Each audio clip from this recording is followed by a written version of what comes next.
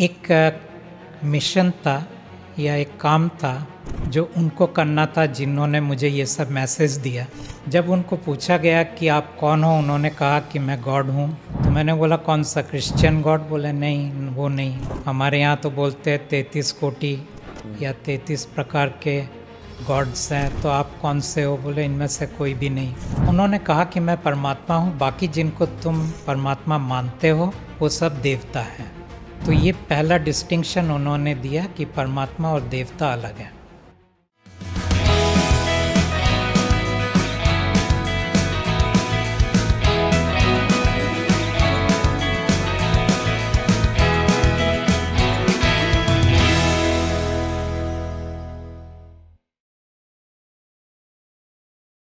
Hello दोस्तों, मैं doctor Yogendra Singh Rathore आपके लिए लाया हूँ इनर वेलनेस टाइप का अगला एपिसोड। मुझे बेहद खुशी है आप लोगों को ये बताते हुए कि आज बेहद स्पेशल गेस्ट हमारे बीच मौजूद हैं। प्रोफेसर, ऑथर, जिन्होंने बहुत ही खूबसूरत किताब लिखी, the message from God. So please welcome Pradeep Mukherjee in our show. Pradeep ji, thank you so much show में आने के लिए। आपने बुलाया, थैंक यू सो मच। मैं आपकी किताब पढ़ रहा था, the message from God, and I realised that कि आप एक मीडियम की तरह एक्ट किए और आपने किताब डायरेक्टली जो गॉड का मैसेज है वो आपने लोगों तक पहुंचाने का प्रयास किया है। तो इस बुक में बड़े इंटरेस्टिंग कंसेप्ट मैंने पढ़े जो कई पहली बार जानने का मौका मिला, एंड आई वुड लव कि उनको एक एक करके हम अपनी ऑडियंस तक भी पहुंचाएं।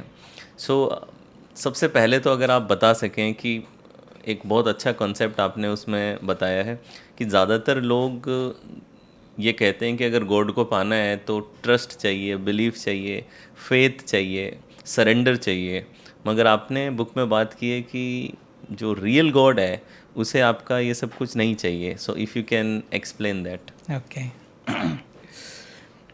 So first thing is I am not a professor, एक डिस्क्लेमर है। Okay okay okay. Second thing is मैं मीडियम भी नहीं हूँ।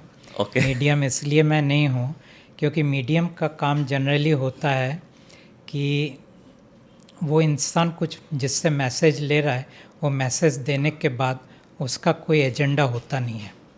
Okay, yes. So that is a medium. तो लेकिन मेरे को जिसने ये मैसेज दिया उसका तो पूरा एजेंडा है। अच्छा। तो एक तरह से देखा जाए तो मैं दरअसल उनका एक एक्सटेंशन हूँ। यूँ देखा जाए तो मैं उनका एक प्री प्लान्ड मैकेनिज़्म हूँ। So I consider myself to be a mechanism. Okay. और इस मैकेनिज़्म को उनको इस्तेमाल करना था, जिसका प्लानिंग दरअसल आज से 2000 साल पहले शुरू हुआ था। तो ये कोई ऐसा नहीं है कि मैं अचानक एकदम से टपक पड़ा कहीं से। So I am a part of a planning जो 2000 साल पहले शुरू हुआ। और एक मिशन था या एक काम था जो उनको करना था, जिन्होंने मुझे ये सब मैसेज दिया। जी। जब उनको पूछा गया कि आप कौन हो, उन्होंने कहा कि मैं गॉड हूँ। तो मैंने बोला कौन सा, क्रिश्चियन गॉड? बोले नहीं, वो नहीं। मैंने बोला बाकी तो मैंने बहुत गॉड के साथ काम किया है, हमारे यहाँ तो बोलते हैं 33 कोटि या 33 प्रकार के गॉड्स हैं, तो आप कौन से हो? बोले इनमें से कोई भी नहीं। जी। फिर उन्होंने कहा कि ये दरअसल वैसे भी गॉड नहीं है। अब गॉड का अगर मैं हिंदी में इस वक्त बात कर रहा हूँ तो उसका जो ट्रांसलेशन है वो है परमात्मा। जी। तो क्योंकि मैं हिंदी में बोल रहा हूँ तो अब मैं परमात्मा शब्द का ज़्यादा इस्तेमाल करूँगा। जी। हालांकि गॉड परमात्मा एक ही है। जी। तो उन्होंने कहा कि मैं परमात्मा हूँ, बाकी जिनको तुम परमात्मा मानते हो या अल्टीमेट मानते हो वो सब देवता हैं। तो ये पहला डिस्टिंक्शन उन्होंने दिया कि परमात्मा और देवता अलग हैं। ओके। फिर बाद में उन्होंने ये भी कहा ईश्वर अलग है। तो वो सब में हम लोग बाद में जाएंगे, लेकिन शुरू आप यहाँ से हुआ था कि आपने पूछा कि इन्होंने श्रद्धा, भक्ति, समर्पण, आस्था, इन चीज़ों के बारे में क्यों बात नहीं किया? जी। तो उन्होंने कहा कि अगर एक अंधे इंसान को कोई चीज़ का विश्वास दिलाना ज़रूरी है तो उस इंसान के अंदर आस्था, भक्ति, समर्पण, विश्वास, ये सब चीज़ें डालना ज़रूरी है। अगर एक इंसान जो सब कुछ देख सकता है, जान सकता है, उसके ज़रिए अगर ये कनेक्शन करवाना है तो वहाँ पे इन चीज़ों की ज़रूरत नहीं है। जैसे कि आप मेरे सामने बैठे हैं, मुझे इस कनेक्शन के लिए मुझे आस्था, भक्ति, समर्पण की ज़रूरत नहीं है। रियलिटी है, क्योंकि वास्तविक है। right. इन चीज़ों की ज़रूरत कब पड़ेगा? अगर आप मेरे कल्पना के एक कैरेक्टर बन जाओ तो तब मुझे इन चीज़ों की ज़रूरत पड़ेगा। तो इस वक्त जितने भी भगवान हैं जिनकी लोग पूजा करते हैं वो दरअसल कल्पना के अधीन है। कल्पना के अधीन क्यों हैं? क्योंकि इनमें से आज जितने भी इंसान इस पृथ्वी में हैं, किसी ने भी भगवान को देखा नहीं, जाना नहीं, समझा नहीं। उन्होंने भगवान के बारे में कैसे फिर मान लिया? किताबों के ज़रिए, उनकी परंपरा के ज़रिए, उनके गुरुओं के ज़रिए, उनके आचार्यों के ज़रिए। इस तरह उन्होंने जाना कि कोई भगवान है। फिर दूसरा, लॉजिकली उन्होंने रीज़न किया कि अगर सृष्टि है तो सृष्टिकर्ता भी होगा। Logical deduction, right. तो लॉजिकल डिडक्शन के हिसाब से भी ये आ गया कि हाँ भगवान तो है, राइट। लेकिन भगवान के बारे में जानते नहीं हैं। तो बोले किताब पढ़ो। तो किताब के अंदर हमने अलग अलग भगवान देखे। हिंदुओं ने अलग अलग देखे, बाकी रिलीजियंस ने एक ही देखे। तो इस तरह हमने जाना कि ये भगवान है। बट एक्चुअली जो आया, जिसके ज़रिए मैं बात कर रहा हूँ, वो भगवान नहीं है। परमात्मा और भगवान एक नहीं होते। क्या डिफरेंस है? भगवान परमात्मा का बेटा है। अच्छा। सो ये डिस्टिंक्शन किसी को मालूम नहीं था। और यहाँ जो भगवान है उसने स्वयं को परमात्मा घोषित कर दिया। ओके। क्यों घोषित किया? क्योंकि उसको मालूम था कि एक दिन परमात्मा आने वाले हैं। क्यों आने वाले हैं? अपने बच्चों को वापस घर ले जाने के लिए। क्यों उनको बच्चों को वापस घर ले जाना है? क्योंकि भगवान उन बच्चों को वापस जाने नहीं दे रहे। अब ये बच्चे कौन है? आत्मा। आत्मा को अगर वापस नहीं जाने दे रहे तो उनके पिता परमात्मा को भगवान के घर में आना पड़ा। ओके। और उनका जो एंकर था, ह्यूमन एंकर, वो था मैं, यानी ये मानव। ओके। क्योंकि अगर भगवान के घर में उनको काम करना था, वो खुद आके वो काम नहीं कर सकते थे। उनको एक मानव की ज़रूरत थी। तो ये मानव की रचना या प्लानिंग, इसीलिए मैंने कहा 2000 साल पहले से शुरू हुआ कि एक दिन ये मानव उनके साथ जुड़ेंगे और उनके काम को पूरा करेंगे। लेकिन उन्होंने कहा, उनका कोई एजेंडा ये नहीं था कि मानव मेरे पास आए। उन्होंने कहा अगर मानव आना चाहते हैं तो मैं उनको पूरा जो छल उनके साथ किया गया वो छल के बारे में उनको बताऊंगा और फिर उनके मर्ज़ी के ऊपर छोड़ दूंगा कि तुम वापस अपने भगवान के साथ चलना चाहते हो या परमात्मा के पास आना चाहते हो। ये ऑप्शन मैं उनको दूंगा। भगवान ने वो ऑप्शन नहीं दिया। भगवान ने हर एक को कहा तुमको मुझे पूजा करना पड़ेगा। इसकी शुरुआत कहाँ से हुई ये होगी? शुरुआत भगवान- 10,000 साल पहले शुरू हुआ। उसके पहले ये सब चीज़ें कुछ था नहीं। और 10,000 साल पहले इसलिए शुरू हुआ क्योंकि भगवान को पता चला कि परमात्मा आने वाले हैं। 10,000 years ago। उनको उसके भी पहले पता चला, लेकिन एग्जीक्यूशन 10,000 साल पहले उन्होंने शुरू किया। तो वहाँ से ये सब, एक बाजू आध्यात्म और दूसरे बाजू रिलीजियन का जन्म हुआ। क्योंकि इंसान को उन्होंने 3 भाग में बांट दिया। पहले को उन्होंने बांट दिया, ये लोग थे नास्तिक। ये बोले हम इन चीज़ों में विश्वास नहीं करते। हम किस चीज़ पे विश्वास करते हैं? जो हमारे 5 इंद्रियों के अंदर है।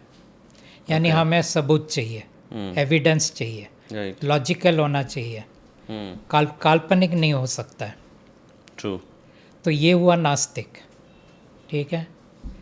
तो नास्तिक को क्यों बनाया? क्योंकि नास्तिक के पास जब परमात्मा आएंगे उस वक्त नास्तिक पूछेगा तुम्हारे पास क्या सबूत है कि तुम परमात्मा हो, एविडेंस लाओ। अब परमात्मा एविडेंस देंगे नहीं। क्यों नहीं देंगे? क्योंकि जो इंसान 5 इंद्रियों के अंदर बंधा हुआ है उसको आप क्या एविडेंस दोगे? जो मेंढक कुएं के अंदर पड़ा हुआ है उसको आप सागर का क्या एविडेंस दोगे? राइट। तो उसी तरह परमात्मा को एविडेंस देना मुमकिन नहीं है। और इसीलिए नास्तिक बोलेंगे क्योंकि आप एविडेंस नहीं देते हो, प्रूफ नहीं देते हो, हम आपको स्वीकार नहीं करेंगे। ठीक है। अब आया दूसरा ग्रुप। ये वाला ग्रुप क्या था? इनको बना दिया आस्तिक, रिलीजियस। कोई फ़र्क नहीं पड़ता वो रिलीजियस हिंदू हो, मुस्लिम हो, ईसाई हो, जैन हो या कुछ भी हो, कोई भी मज़हब आप ले लो। रिलीजियस, आस्तिक।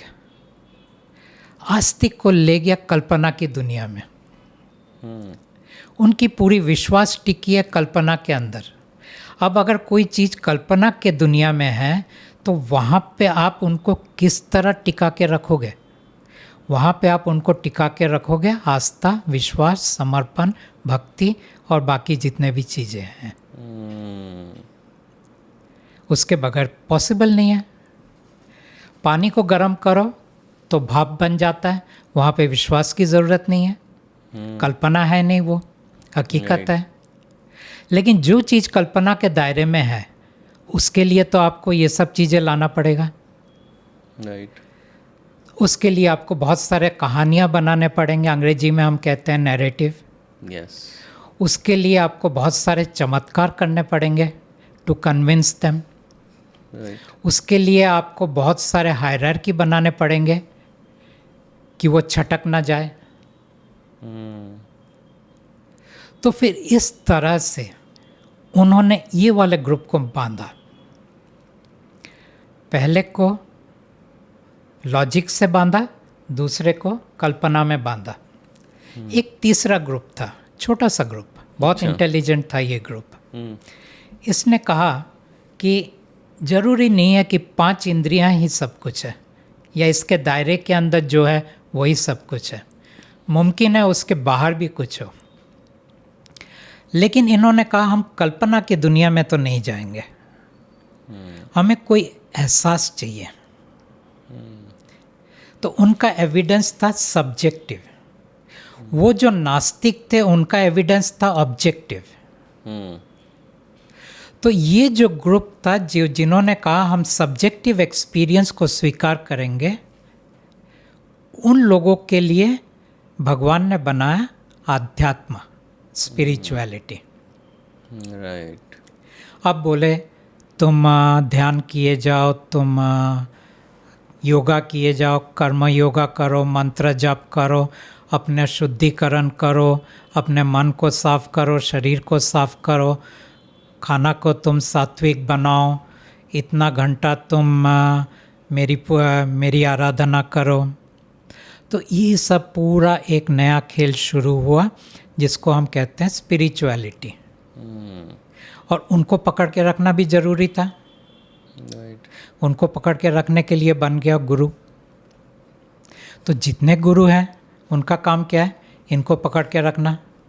लेकिन गुरु तो जाके ऐसे नहीं पकड़ेगा ना। गुरु बोलता है मैं तुम्हें मार्गदर्शन दूंगा। ये उनका पकड़ के रखने का स्ट्रैटेजी था। अब भगवान का काम पूरा हो गया। नास्तिक, आस्तिक, आध्यात्मिक। अब बोले इसमें से कौन जाएगा जब परमात्मा आने वाले हैं? क्योंकि नास्तिक बोलेगा तुम प्रमाण नहीं दे सकते तो मैं तुम्हें स्वीकार नहीं करता हूँ। आस्तिक बोलेगा मैं जानता हूँ मेरा भगवान कौन है, मुझे तुम्हारे दूसरे भगवान की ज़रूरत नहीं है। और आध्यात्मिक बोलेगा कि मेरा भगवान तो मेरे अंदर है, मुझे मेरे बाहर कोई भगवान चाहिए नहीं। तो तीनों रिजेक्ट करेंगे। तो ये था छल या डिसेप्शन भगवान का। Okay, so that's beautiful. How भगवान came into existence? अगर गॉड जो कि परमात्मा है तो हमारी बात चल रही थी तो आपने कहा था कि उन्हीं के सन थे जो भगवान थे. सो हाउ दैट भगवान केम इन टू एग्जिस्टेंस, एंड अगर वो भगवान गॉड के ही सन थे तो उस गॉड के कैरेक्टर उसमें क्यों नहीं आए, और वो गॉड से अलग क्यों हो गया, उस उनके साथ कंपटीशन में क्यों आ गया कि मुझे इनको नहीं आने देना है, ऐसा क्यों हुआ? ओके.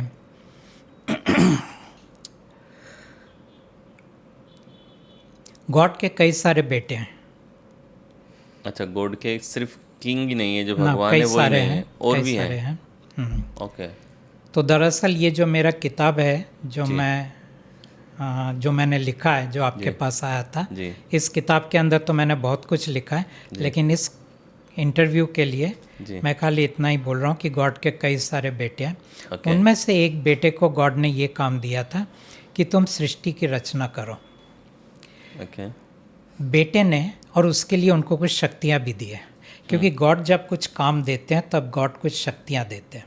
जैसे कि मान लीजिए अगर मैं गॉड का काम कर रहा हूँ तो गॉड ने मुझे कुछ शक्तियाँ दिया है. ओके. उसके बगैर मैं ये काम कर नहीं सकता हूँ. लेकिन जब ये हम वर्ड शक्ति की बात करते हैं, आपको लगेगा कि मेरे अंदर वो पावर है कि मैं किसी को अपने काबू में कर लूँ, या किसी को हिप्नोटाइज कर लूँ, या मेरे कारण किसी का एकदम भला हो जाए, या मैं कोई चमत्कार कर सकता हूँ. नहीं, वो शक्तियाँ नहीं है. मेरे अंदर जो शक्तियाँ हैं कि मैं 5 इंद्रियों के बाहर पूरे ब्रह्मांड में किसी से भी मैं जुड़ सकता हूँ, किसी से भी मैं बात कर सकता हूँ, किसी से भी मैं कन्वर्सेशन कैरी आउट कर सकता हूँ. ओके. पहले तो मैं ऐसे ही करता था, लेकिन अब परमात्मा ने बोला कि तुम मेरे मर्जी के बगैर किसी से बात नहीं करोगे. अभी मैं किसी से बात करता नहीं हूँ. लेकिन पहले तो ऐसा था कि मैं ऊपर से, मतलब 7 वर्ल्ड ऊपर 7 वर्ल्ड नीचे, सतलोक से पाताल लोक तक किसी से भी मैं बात करता था. ओके. पास्ट लाइफ मेरे लिए तो कोई बात ही नहीं था. तो ये सब चीज़ें तो मेरे लिए बहुत छोटी चीज़ें हैं. जिन चीज़ों के लिए मानव आज इतना आश्चर्य होता है, जिन चीज़ों को मानव इतनी बढ़िया से देखता है, ये भूत प्रेत की दुनिया बोलो, या गुरुओं की जो दुनिया है, जो डायमेंशंस हैं, ये सब चीज़ें तो बहुत नॉर्मल चीज़ें हैं मेरे लिए, लेकिन वो इम्पोर्टेंट नहीं है. हम आते हैं वापस, तो मैं ये बोल रहा था शक्तियाँ. जी. तो वो चीज़ें जो मेरे अंदर है वो उनकी कृपा से है कि मैं उनका काम कर सकूं. ऐसा नहीं कि मैं एक साधारण मानव हूँ. जैसे इस रूम में क्या क्या है वो मैं जानना चाहूँ तो जान सकता हूँ. अच्छा. तो इस रूम में जैसे इस वक्त भरा हुआ है, राइट. इट्स फुल, क्योंकि they want to now listen कि हम क्या बात कर रहे हैं. ओके. तो अब आ जाते हैं कि इस बेटे को उन्होंने एक शक्ति दिया. उन्होंने कहा इस शक्ति के ज़रिए तुम सृष्टि का काम कर सकते हो. लेकिन बेटे ने अपने बाप की बात पर ना चल के उन्होंने सोचा क्यों ना मैं मेरे लिए एक असिस्टेंट या मैनेजर या सुपरवाइज़र, जो भी बोलो, एक बनाऊं. तो उन्होंने एक बीइंग को बनाया. जब उन्होंने उस बीइंग को बनाया तब वो बीइंग को बोला अब तुम्हें मेरे साथ काम करना है. तो बीइंग ने कहा कि मैं जाके थोड़ा फ्रेश होके आता हूँ. तो वो नहाने गया. नहाने गया तो सो गया. मतलब जो लेक में वो गया था, उस लेक का नाम मानसरोवर है, जो हमारे मानसरोवर शब्द वहीं से आया है. दरअसल इस दुनिया के जितनी भी सृष्टि है वो दरअसल एक कॉपी पेस्ट है ऑफ द एक्चुअल वर्ल्ड.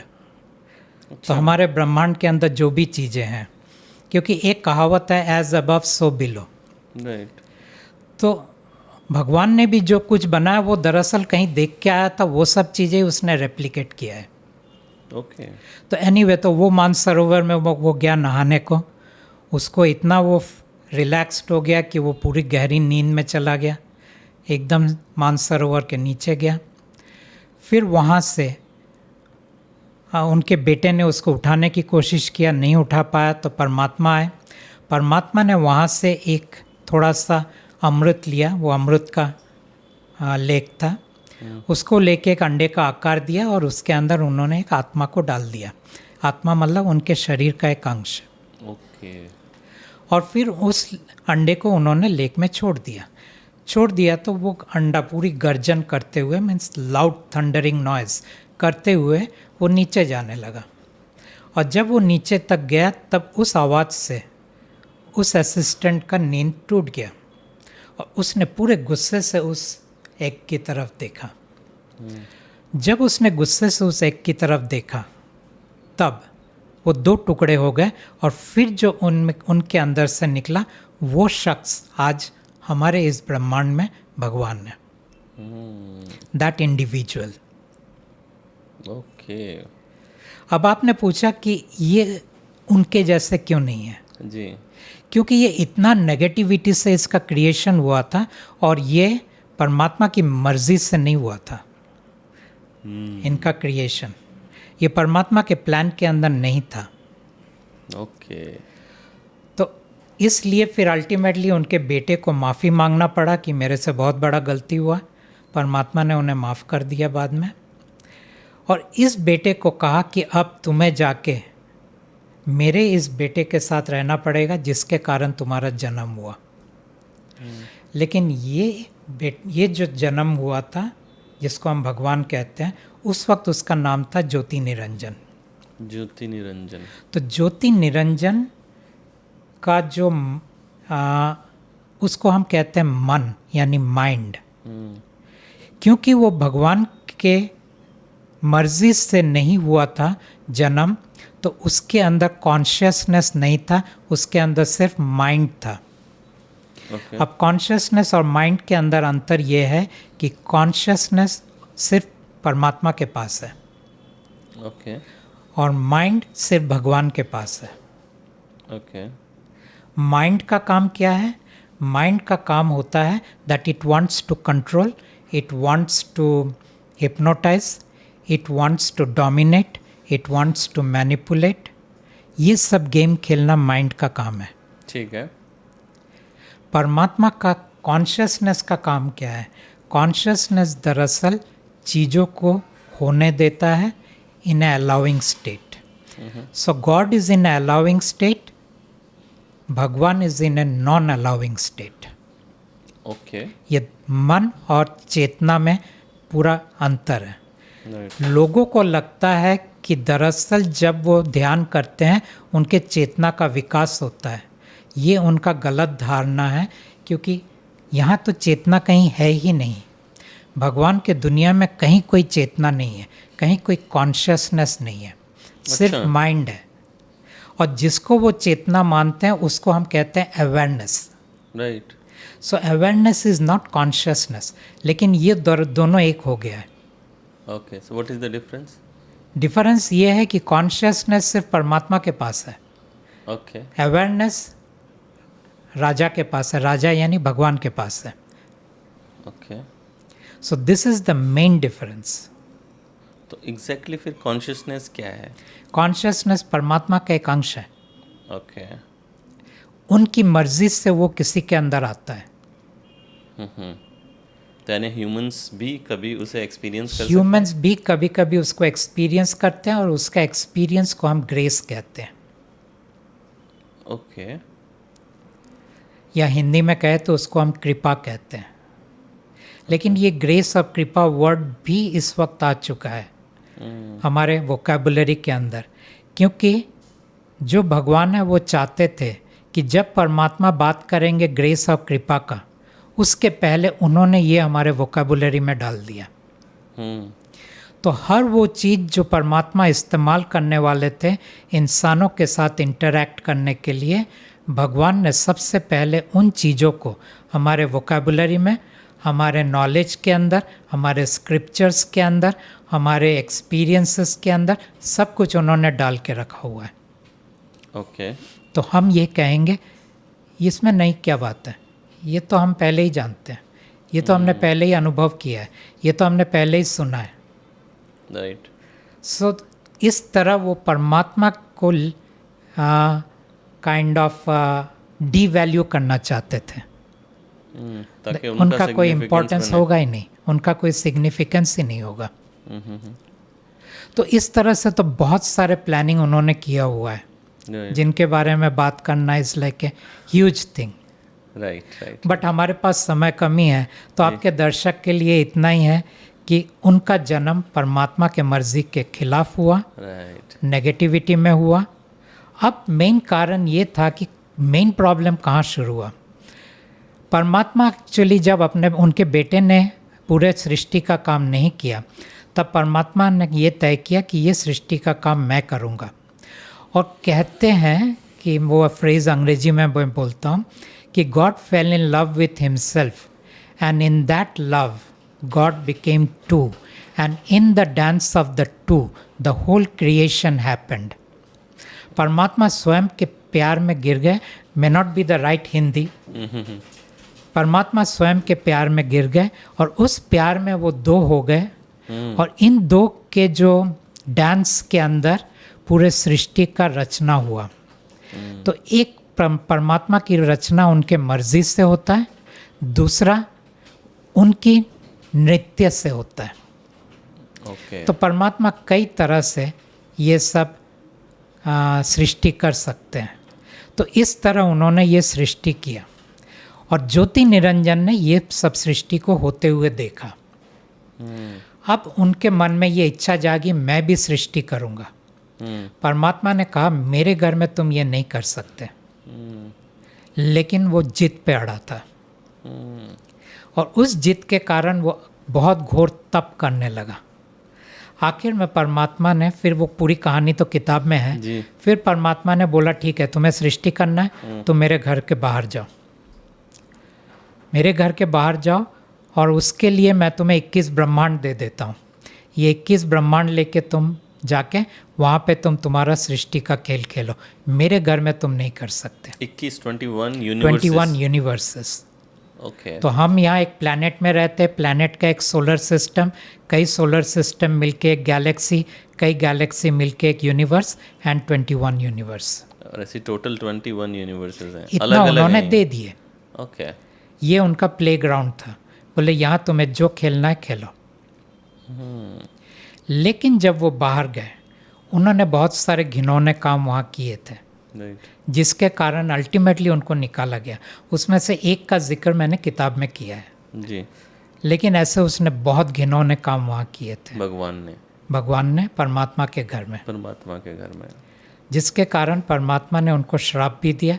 वो श्राप के बारे में भी लिखा है मैंने, but if it comes up in the conversation we will bring it up. आ ही गया ऑलरेडी, आ गया, okay. So I would love to know this, तो क्या श्राप दिया उन्होंने उनसे कहा, उन्होंने ज्योति निरंजन से कहा कि देखो तुम मेरे घर में नहीं रह सकते, ठीक है, मैं तुम्हें मेरे घर से बाहर निकाल रहा हूँ। और 3 श्राप उन्होंने दिए। पहला श्राप, तुम्हें इंसान के मैल को खाना पड़ेगा। नहीं, उसके पहले एक और श्राप था कि तुम्हारा अब जन्म और मृत्यु होगा। अब तक तुम इटर्नल थे, अमर थे, लेकिन अब तुम्हारा जन्म और मृत्यु होगा, यानी यू विल बी ए मॉर्टल। ये पहला श्राप था। दूसरा श्राप था कि तुम्हें इंसानों का मैल खाना पड़ेगा, ये दूसरा श्राप था। और तीसरा श्राप था तुम्हें इंसानों की संख्या की वृद्धि करना पड़ेगा, you have to increase the population. तो ये श्राप क्यों था, ये increase population? How was it a श्राप? Is it a bad thing? It was something that God needed.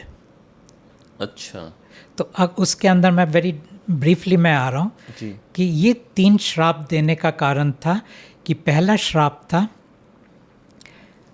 परमात्मा is the only one who is eternal, उनके बेटे इटर्नल, लेकिन तुम मेरे बेटे होने के बावजूद मेरे घर के बाहर तुम इटर्नल नहीं होंगे, यू विल बी ए मॉर्टल। दूसरा श्राप इसलिए दिया था कि तुम्हारे अंदर इतनी नेगेटिविटी है, अब ये नेगेटिविटी तुम्हारा खाना होगा और इसको खा के तुम जिंदा रहोगे, ये नहीं खाओगे तो तुम्हारा मृत्यु होगा। तो उन्होंने उनका भोजन भी वही किया जो उनका मन का स्टेट था। ये था दूसरा श्राप। और तीसरा श्राप परमात्मा ने अपने फायदे के लिए दिया Okay, उनको। okay. ठीक है, अब सवाल ये उठता है, जब ये बाहर भेजा तब मनुष्य तो कोई था ही नहीं, Right. लेकिन उनके साथ उन्होंने, ये कहानी पे अगर आए हैं तो उनके साथ उन्होंने बहुत सारे आत्माओं को भी घर से बाहर निकाल दिया। क्यों बाहर निकाल दिया? क्योंकि ये आत्माएं ज्योति निरंजन की तरफ बहुत अट्रैक्ट हो रहे थे। क्यों अट्रैक्ट हो रहे थे? क्योंकि ये माइंड में है ना, इसका हिप्नोटिक पावर ट्रिमेंडस था।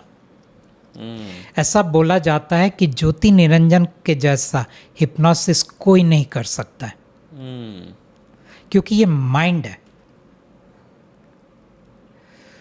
तो ये हिप्नोटिक इफेक्ट के कारण उसने बहुत सारे आत्माओं को अपनी तरफ आकृष्ट किया, और परमात्मा बार बार जाके अपने बच्चों को बोल रहे थे, आत्मा यानी उनके बच्चे, कि इनकी तरफ आकृष्ट मत हो, don't get attracted to him. लेकिन समहाउ बच्चे उनकी तरफ अट्रैक्टेड हुए। उसने बच्चों के साथ ये भी खेल खेला कि हम लोग परमात्मा के जैसा सृष्टि करेंगे। तो ये भी एक और एनरोलमेंट था कि we will have adventure, we will have play. So बहुत सारे सोल्स उनके तरफ आकृष्ट हो गए। तो परमात्मा ने इन आत्माओं को भी बाहर भेज दिया, बोले जाओ तुम भी जाके सृष्टि का खेल खेलो।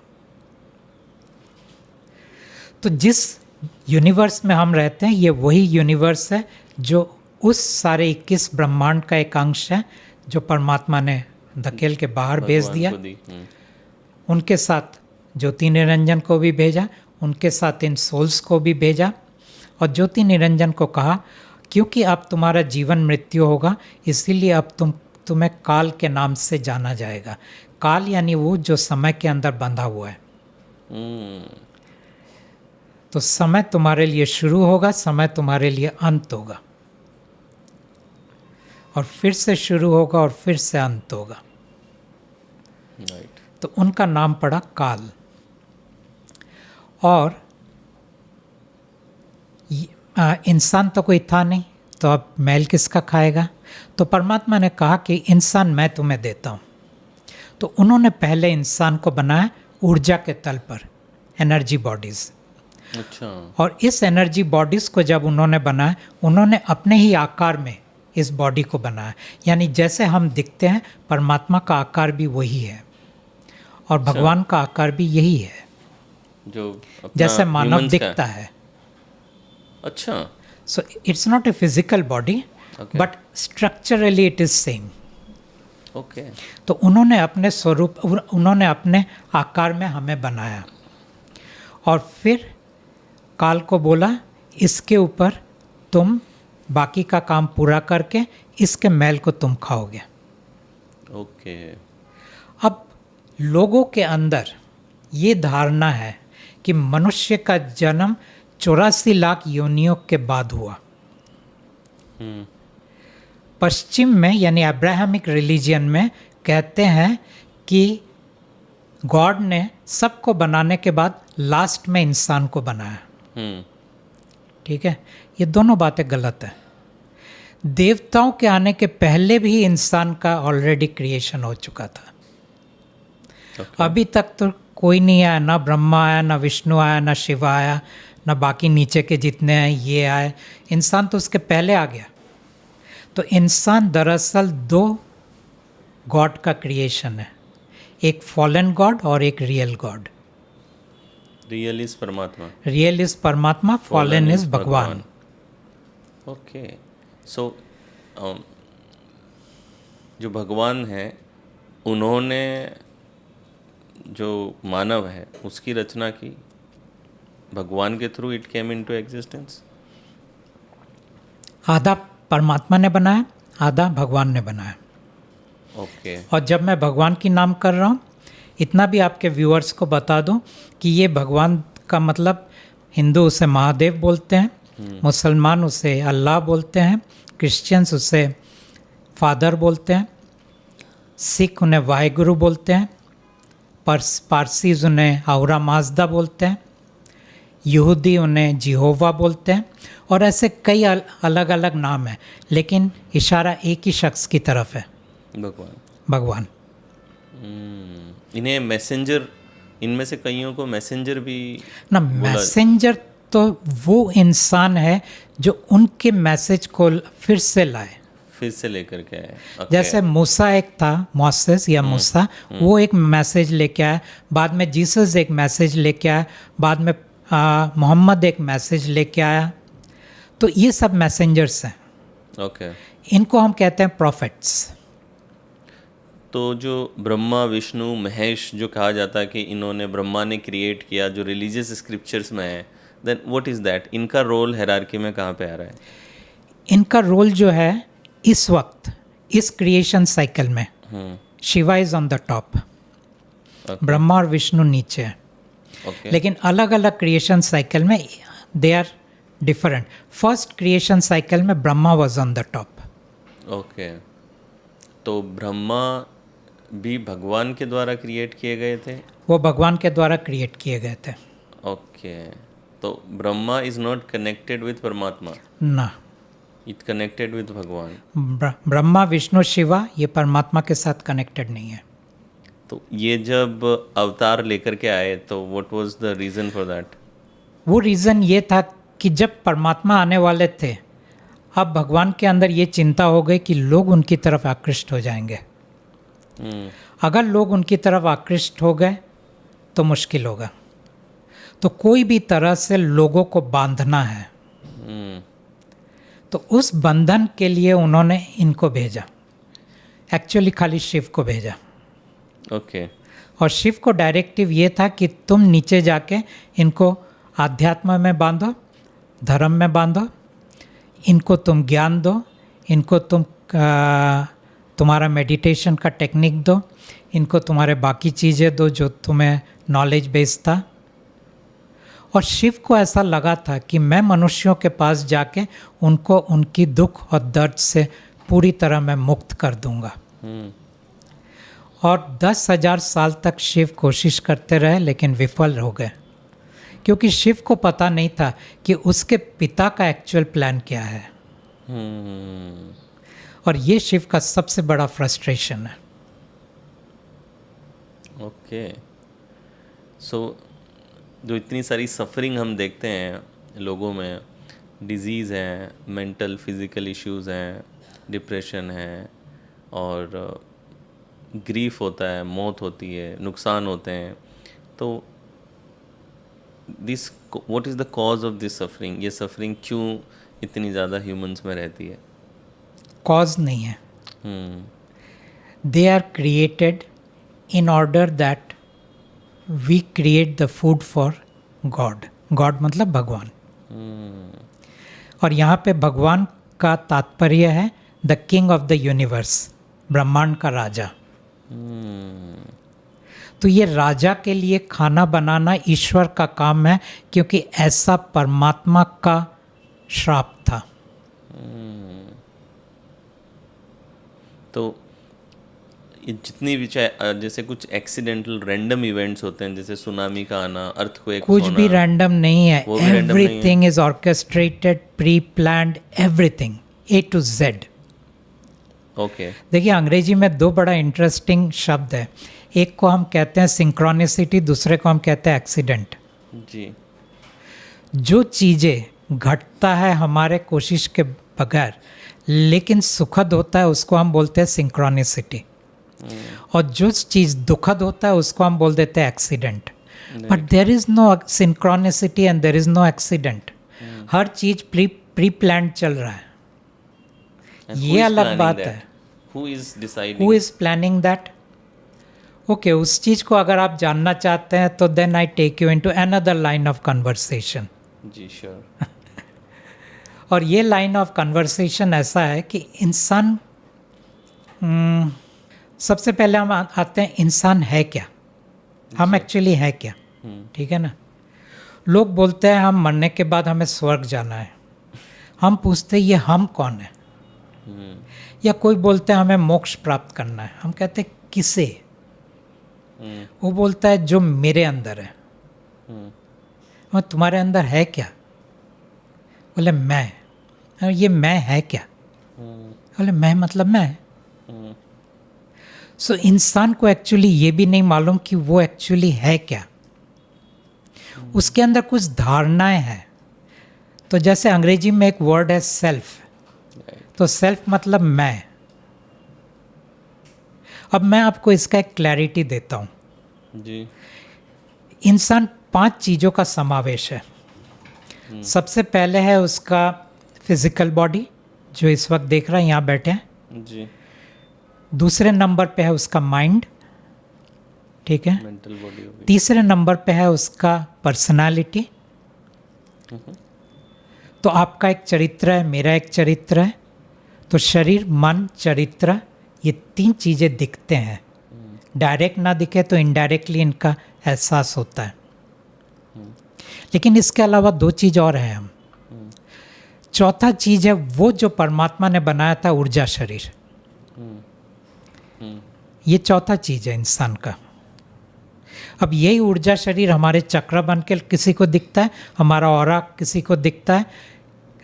हमारे शास्त्रों के अंदर पंचकोश बोलते हैं। पंचकोश मतलब मनोमय कोश, ज्ञानमय कोश, इस तरह से आनंदमय कोश, ऐसा 5 कोश है। ये दरअसल वो एनर्जी बॉडी है। और एक और चीज़ है जो सबसे इम्पॉर्टेंट है, उसको हम कहते हैं स्पिरिट। स्पिरिट का हमारा मान लीजिए हमारे वोकैबुलरी के अंदर होगा ईश्वर। तो इंसान 5 चीज़ों का समावेश है। शरीर, मन, चरित्र, ऊर्जा शरीर। तो पहला शरीर, पहला स्थूल शरीर और दूसरा वाला सूक्ष्म शरीर। उसके अलावा जो लास्ट है वो है ईश्वर। ईश्वर भी एक शरीर है। ये 5 चीज़ों का समावेश इंसान। ओके। उसके अलावा आत्मा किधर है अभी? क्योंकि हर कोई तो बोलता है आत्मा हमारे अंदर है। हमारे अंदर आत्मा नहीं है, आत्मा हमारे बाहर है। अच्छा। तो आत्मा का काम क्या है?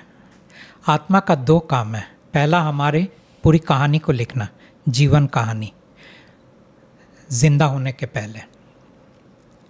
From the time of conceptions, even before conception, ये कहानी लिखी जा चुकी है हर इंसान की। ये प्री स्क्रिप्टेड है कि वो किन सफरिंग से गुजरेगा, क्या उसके किन achievement इवेंट से होंगे। गुजरेगा, किसके घर में जन्म होगा, कैसा उसका शरीर होगा, कैसा उसका चरित्र होगा, कैसा उसका Even मन मृत्यु होगा, तक। कब उसका मृत्यु होगा, सब कुछ। और दूसरा काम आत्मा का है सांस फूंकना। तो जब हमारा जन्म होता है, आत्मा हमारे अंदर सांस फूंक देते हैं, फिर हम वो सांस लेना शुरू करते हैं। ये 2 ही काम है आत्मा का, उसके बाद काम खत्म। तो आत्मा है ही नहीं कहीं पे, बाहर है, घूम अंदर रहा है नहीं कहीं भी, कभी अंदर भी आ जाता है, बट मोस्टली घूम रहा है। ओके।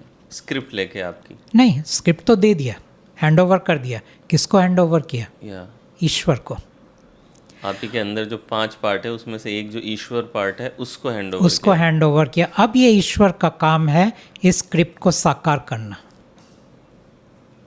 उसके हिसाब से वो हमारे शरीर को बनाता है, हमारे मन को बनाता है, हमारी चरित्र को बनाता है, हमारे आजू बाजू के लोगों को अट्रैक्ट करता है, धक्का देता है, हमें प्यार में गिराता है, प्यार से निकालता है, हमें सक्सेस देता है, हमें फेलियर देता है, हमें पैसा देता है, पैसा ले लेता है, हमें एक्सीडेंट कराता है, हमें स्वस्थ कराता है, हमें सिक कराता है। A to Z जो भी हो रहा है ये सब वो कर रहा है, लेकिन अकॉर्डिंग टू द स्क्रिप्ट। ये काम है ईश्वर का। तो ईश्वर को हम कहते हैं सेल्फ। अच्छा। तो जब कोई इंसान कह रहा है कि मैं, वो दरअसल इस ईश्वर की बात कर रहा है। लेकिन आम इंसान जब कहता है मैं, तब वो अपने चरित्र की बात कर रहा है। जब कोई एनलाइटेंड हो जाता है तब वो ईश्वर की बात कर रहा है। जब वो एनलाइटेंड नहीं होता है तब वो अपने चरित्र की तरफ इशारा करके बोल रहा है मैं। तो ये मैं को या तो आप फॉल्स सेल्फ कहो या फॉल्स पर्सनालिटी कहो, और दूसरे बाजू में ट्रू सेल्फ कहो और ट्रू पर्सनालिटी कहो। ये ट्रू सेल्फ या ट्रू पर्सनालिटी ईश्वर है। तो ईगो कहाँ पे आता है? जो कई बार जो ईगो मैं ईगो आता है रहता है, पर्सनालिटी से, पर्सनालिटी लेवल पे है ईगो। पर्सनालिटी लेवल पे ईगो आता है। ओके। और ईगो दरअसल एक जरिया है उस बॉडी माइंड कैरेक्टर को नचाने का, क्योंकि अगर ईगो ना हो तो वो ईश्वर आपको नचा नहीं पाएगा। हम तो एक कठपुतली हैं और हमें नचाया जाता है हमारे अहंकार से। तो जिसको हम कहते हैं कि हम कठपुतली हैं, हमारा डोर किसी के हाथ में बंधा हुआ है, वो ईश्वर के हाथ में वो डोर बंधा हुआ है और उस डोर का नाम है अहंकार। अच्छा। और ये अहंकार हमें नचाता है। राइट। और ऐसा नहीं है कि वो जो इंसान एनलाइटेंड हो गया, चाहे वो बुद्ध हो, चाहे वो महावीर हो, चाहे वो रमना महर्षि हो, या जितने भी नाम मैं ले लूँ, इनके भी ईगो है। ओके। क्योंकि इनके ईगो ना हो तो नचाएंगे कैसे इनको? इनको भी तो नचाना है।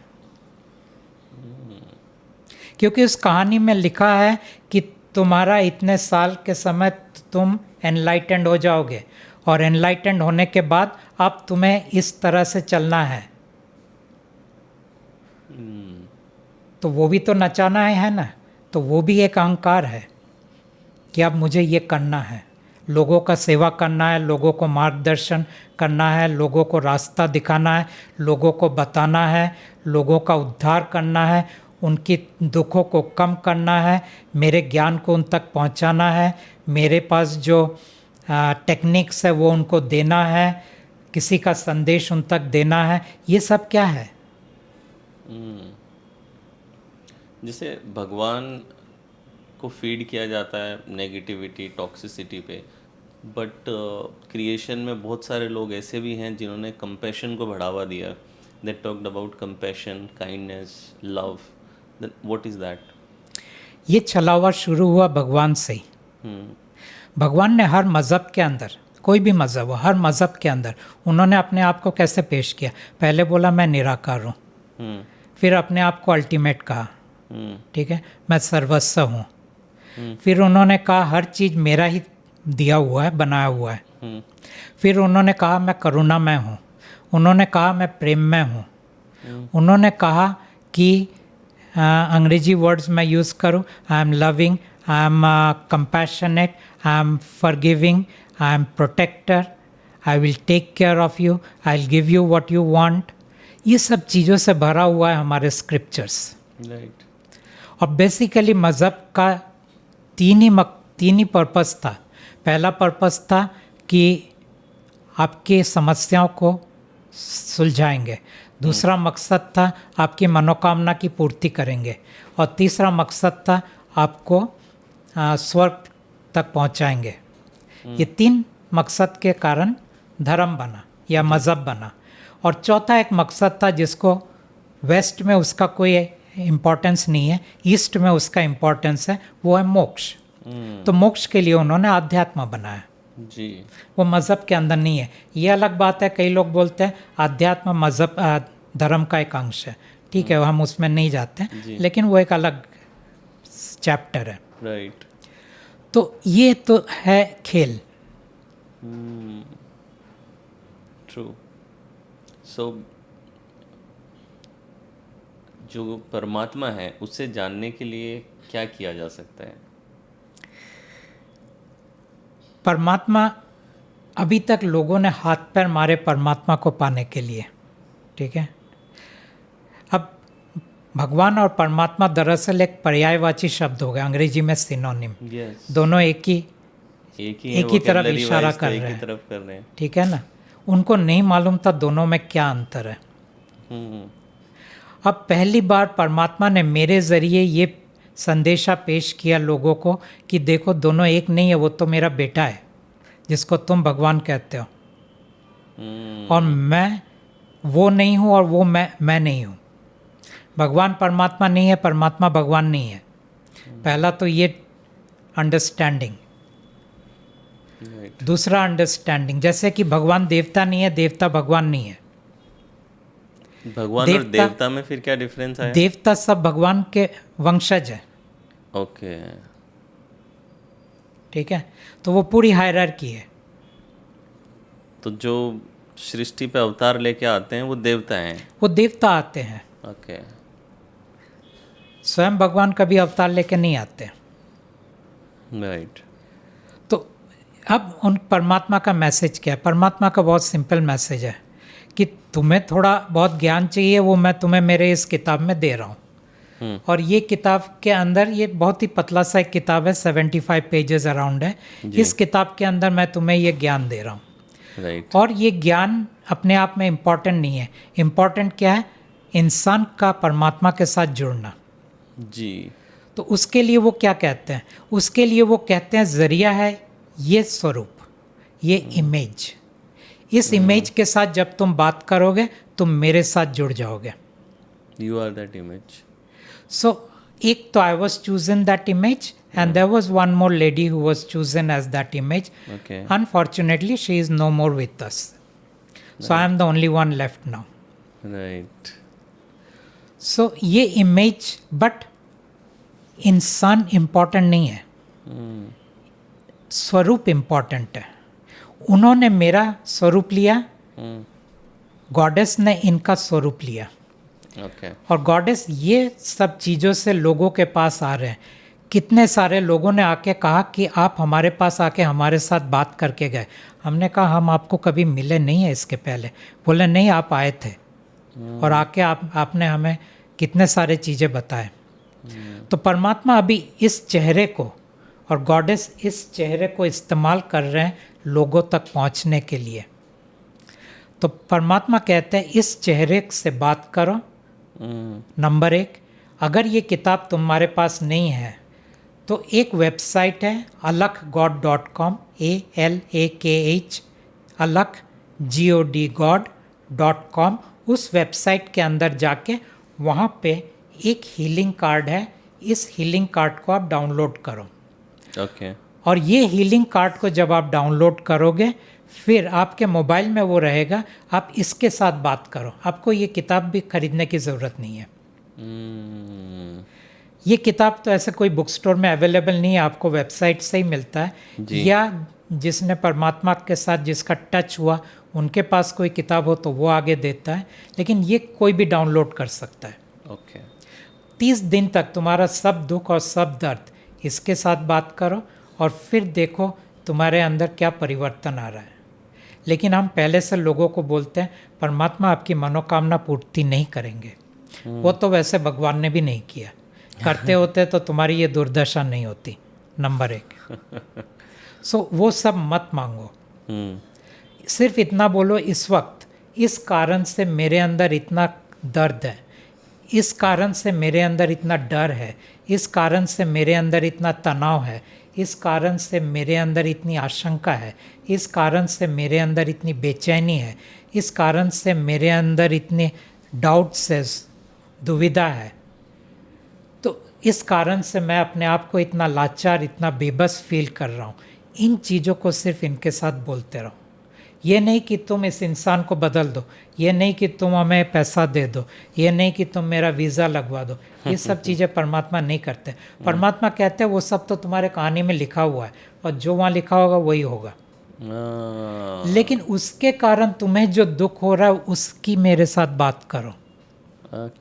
और फिर देखो क्या मैं तुम्हें कुछ दे रहा हूँ या नहीं दे रहा हूँ।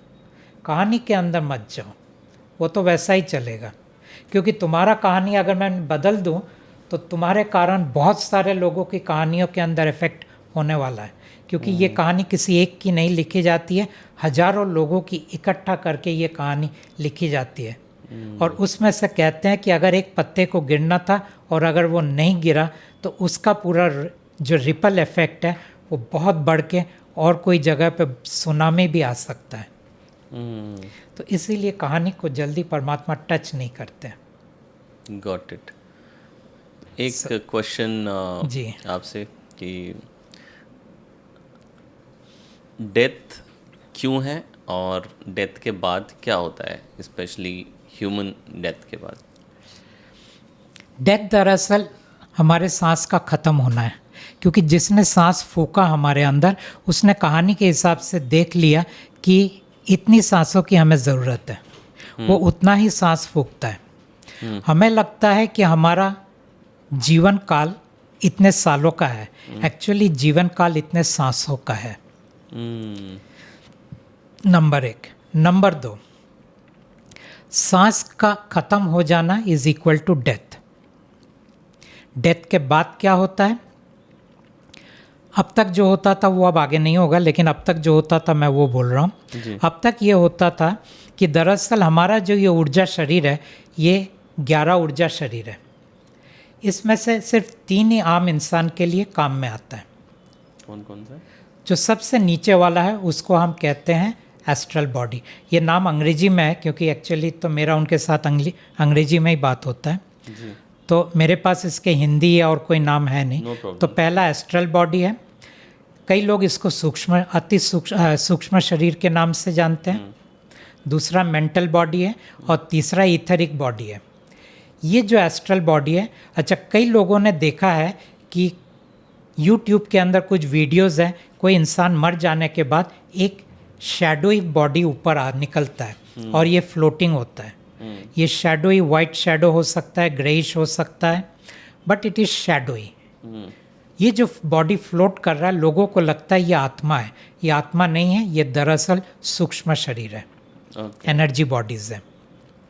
तो जो सबसे पहला एनर्जी बॉडी है एस्ट्रल बॉडी, अगर ये अटक नहीं गया तो फिर ये चला जाता है पितृलोक, और अगर अटक गया तो बन जाता है भूत।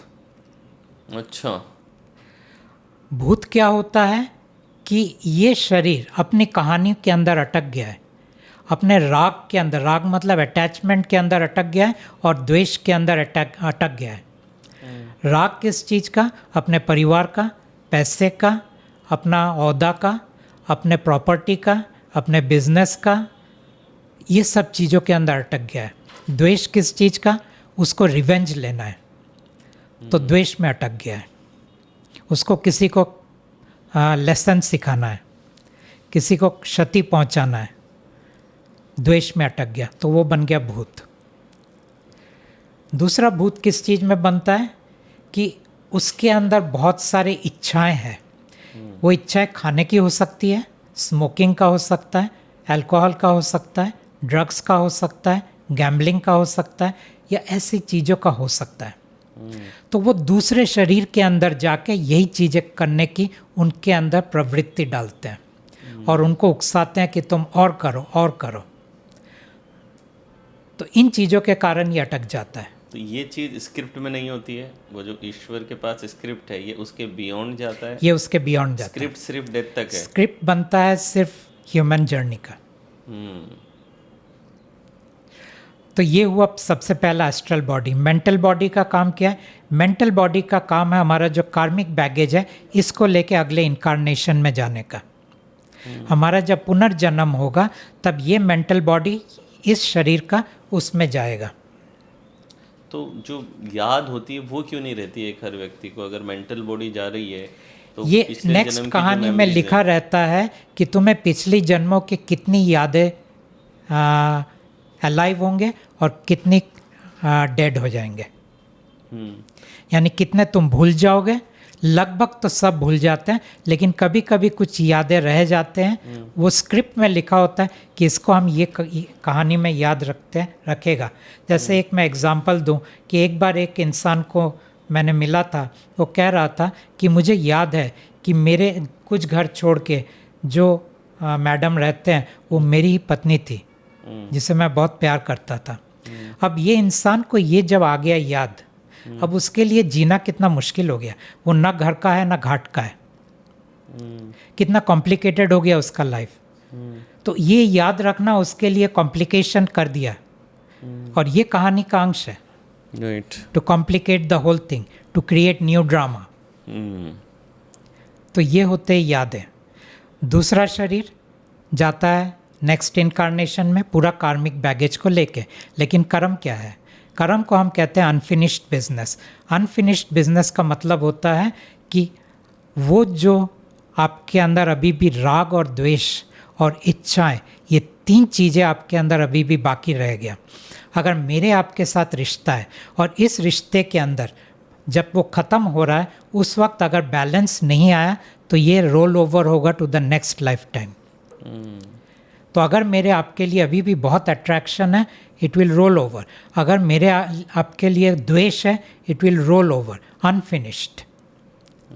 अगर मेरी बहुत आकांक्षाएं हैं आपके साथ, रोल ओवर होगा। तो ये है कर्म। तीसरा है ईथरिक बॉडी। ईथरिक बॉडी का काम क्या है? ये जितनी भी मैल बनते हैं हमारे नेगेटिव थॉट, फीलिंग, इमोशंस के ज़रिए, ये मैल इकट्ठा होता है ईथरिक बॉडी के अंदर, और हमारे मरने के बाद ईश्वर इस ईथरिक बॉडी को ले जाता है राजा के पास, भगवान के पास, उनका खाना खाने के लिए। और ये चीज़ को गीता में दिखाया गया है। भगवत गीता के अंदर जब वो 10वां या 11वां अध्याय जो भी है, जहाँ पे विराट रूप का दर्शन दिया गया है, वहाँ दिखाया है कि कैसे वो सब इंसानों को खा रहा है। वो दरअसल फिजिकल बॉडी को नहीं खा रहा है, वो ईथरिक बॉडी को खा रहा है। ओके। और वो ईथरिक बॉडी के अंदर ऐसा नहीं कि संत लोग वो नेगेटिविटी क्रिएट नहीं करते, वो भी क्रिएट करते हैं, क्योंकि उनकी भी कितनी आकांक्षा होती है, उनकी भी कितने, मतलब उनको आकांक्षा क्या है, आपको नचाया जाता है। तो हमारे अंदर जितने भी थॉट्स, फीलिंग्स एंड इमोशंस हैं वो हमारे अंदर डाले जाते हैं, और क्योंकि वो हमारे अंदर डाले जाते हैं और नचाने वाला हमें नचा रहा है, हमें लगता है कि दरअसल वो मेरे विचार हैं, वो मेरे थॉट्स हैं, मेरे कुछ भी नहीं है। सब कुछ हमारे अंदर डाला जाता है। अगर मैं आपको पसंद करता हूँ, वो मेरे अंदर डाला गया।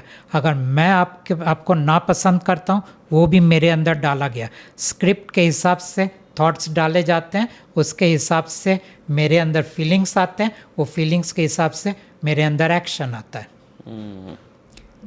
फिर उस एक्शन के ज़रिए या तो मैं कुछ कह दूंगा या कुछ कर दूंगा। राइट। तो ये है 3 शरीर की मेन चीज़ है। यही चीज़ अगर आध्यात्मिक लेवल में जब चला जाता है, ये हुआ आम इंसान की बात।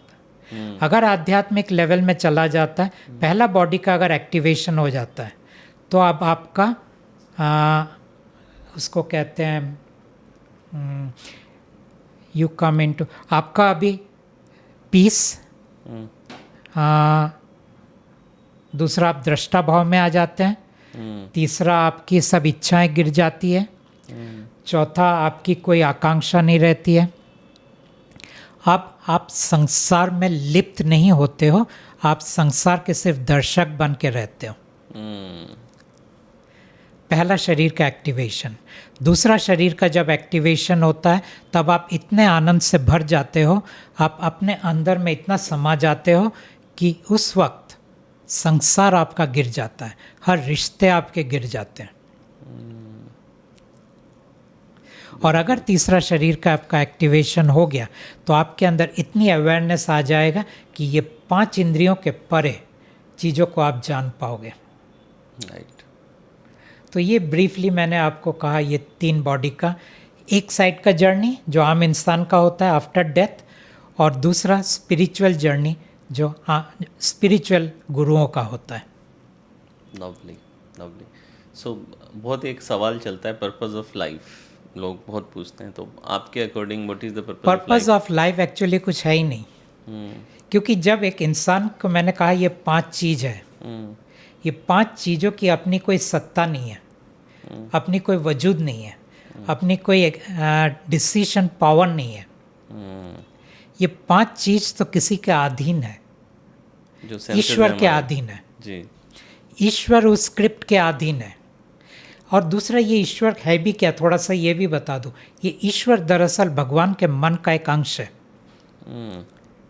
तो जहाँ हमारे उपनिषद में ब्राह्मण और आत्मन की बात किया गया, दरअसल ब्राह्मण जो है वो भगवान का मन है, अंग्रेजी में उसे मैट्रिक्स कहते हैं, और ये जो उसका एक अंश का मतलब, एक मेटाफॉर मैं कहता हूँ कि मान लीजिए सागर है, सागर से उठती हुई एक लहर है, सागर जो है वो मैट्रिक्स है, उठती हुई लहर वो आत्मन यानी स्पिरिट है। वो जब आपके अंदर आता है, आप जीवंत हो उठते हो।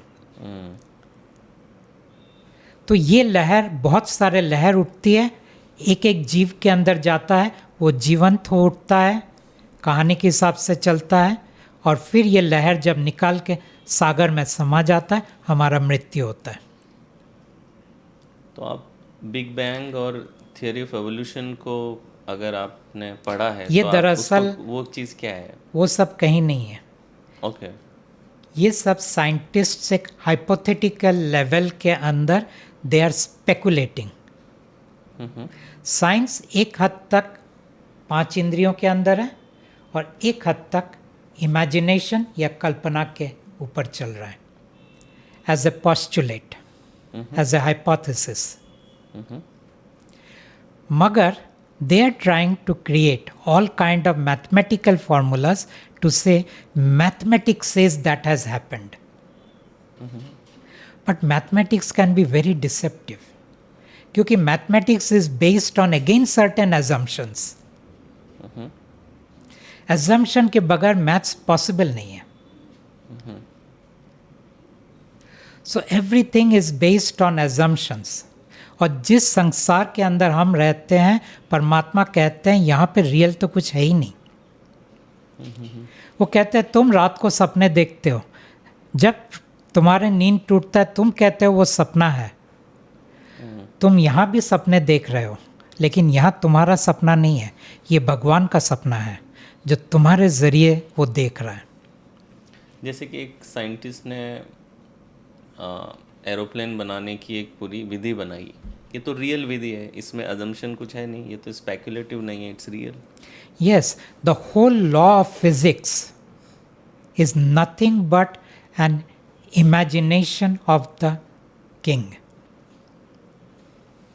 ओके। क्योंकि जब आप रात को सपने देखते हो, वहाँ भी लॉज ऑफ फिजिक्स है, वहाँ भी ग्रेविटी है। कहाँ से आया वो ग्रेविटी? वहाँ पे ये जो दीवारें होते हैं उतनी सॉलिड होते हैं, कहाँ से वो सॉलिडिटी आया? So everything can be recreated. So जो भगवान है जैसे मैसेंजर्स को भेजता है, उसका एक ऑब्जेक्टिव है। साइंटिस्ट क्यों होते हैं? Why they exist? साइंटिस्ट के अंदर से वो खेलते हैं with the laws of the physics. ये अलग बात है कि laws of the physics Newton से शुरू हुआ as particle physics, which ultimately matured into energy physics, which ultimately matured into quantum physics, and which matured into artificial intelligence, which will eventually mature into artificial general intelligence, and it will ultimately mature into artificial super intelligence. Same physics. ठीक है जी। और वहाँ पे ये बोल रहे हैं जिस दिन वो ASI हो गया, अभी तो AI है, फिर AGI तो अभी आना बाकी है, ASI तो उसके बाद है। जिस दिन ASI हो गया उस दिन इंसान की कोई औकात नहीं रहेगा, वो होंगे हमारे आर्टिफिशियल मास्टर्स।